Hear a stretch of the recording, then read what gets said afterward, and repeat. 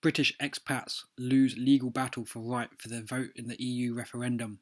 Court challenge brought by 94-year-old Second World War veteran living in Italy and lawyer resident in Belgium fails. The photos of lawyer Jacqueline McLennan, who lives in Belgium, outside the High Court in central London. The court has rejected an attempt to force the government to grant millions of UK citizens living abroad a vote in the June's EU referendum.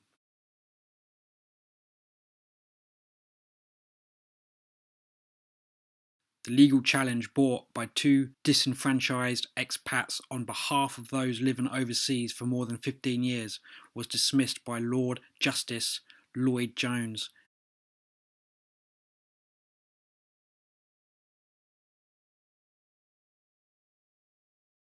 And Mr. Justice Blake.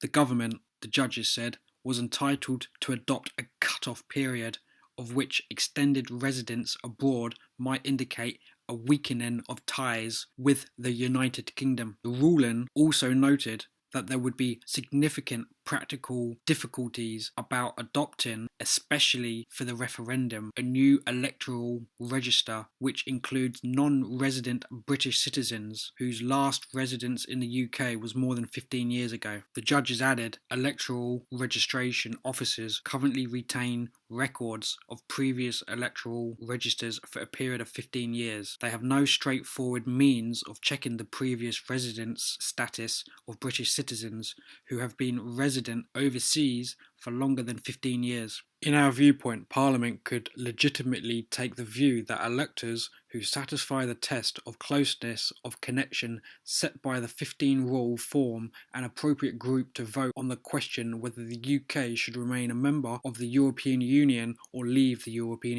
Union. The case was brought by 94-year-old Harry Schindler, a Second World War veteran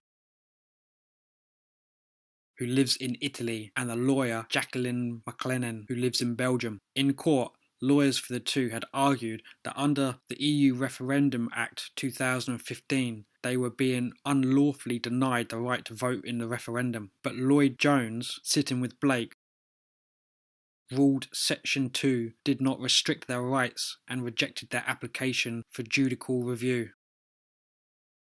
Richard Steen, the solicitor from Lee Day who represented the claimants, said they would appeal. Quote, "We now intend to take the legal battle to the Supreme Court, the highest court in the country, so that all British citizens living elsewhere in the EU can be part of the democratic process to vote in a referendum which will have a very real impact on their lives." End quote.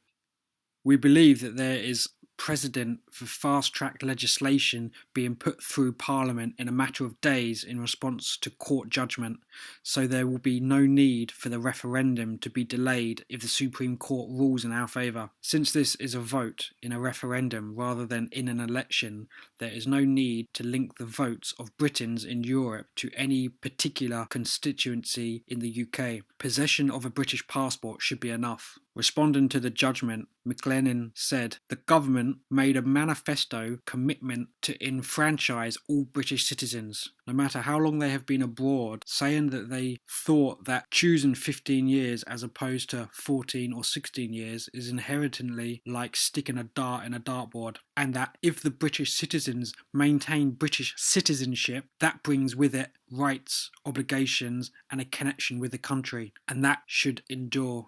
We just want the government to keep its promises."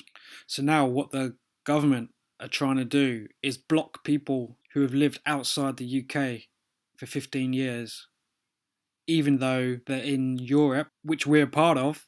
So theoretically, it doesn't matter where you live, as long as you're within Europe, you fall under EU law. However, these people, who are obviously extremely educated people, have been denied. Now, I think you'll see that the government are extremely worried about all the expats living through Europe, simply because there could be a very good reason why they've left the UK, and that their votes really could impact on June the 23rd. If you've got a couple of million people who are denied their rights to vote, being UK citizens, regardless of where they live, they haven't renounced their citizenship, they're still members of Great Britain. However, because the government is worried about these votes, they are blocking it. And what does that tell you about the government? What does that tell you about these lords? What does that tell you about these judges? Wake up, guys.